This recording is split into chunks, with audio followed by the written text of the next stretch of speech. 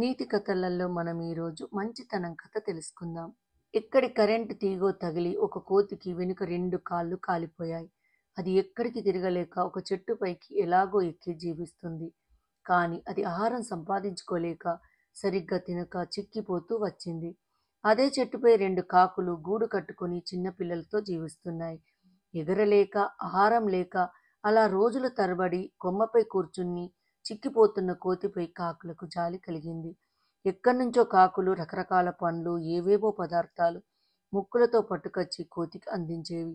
ఆకలికి కాకులు తెచ్చినవి తింటూ ప్రాణం నిలబెట్టుకుంది ఆ కోతి.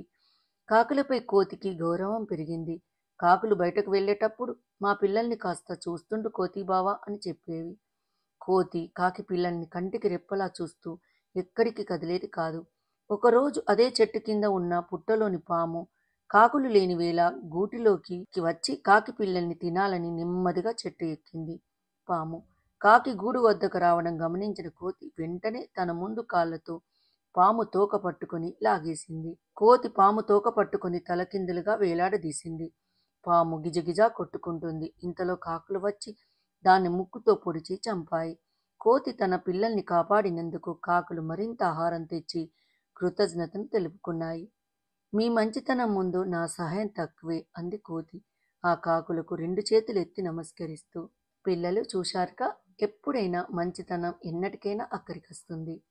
ఈ వీడియో మీకు నచ్చినట్టయితే లైక్ చేయండి, కామెంట్ చేయండి, సబ్స్క్రైబ్ చేయండి. నోటిఫికేషన్ల కోసం పక్కనే ఉన్న బెల్ ఐకాన్ క్లిక్ చేయండి. Thank you.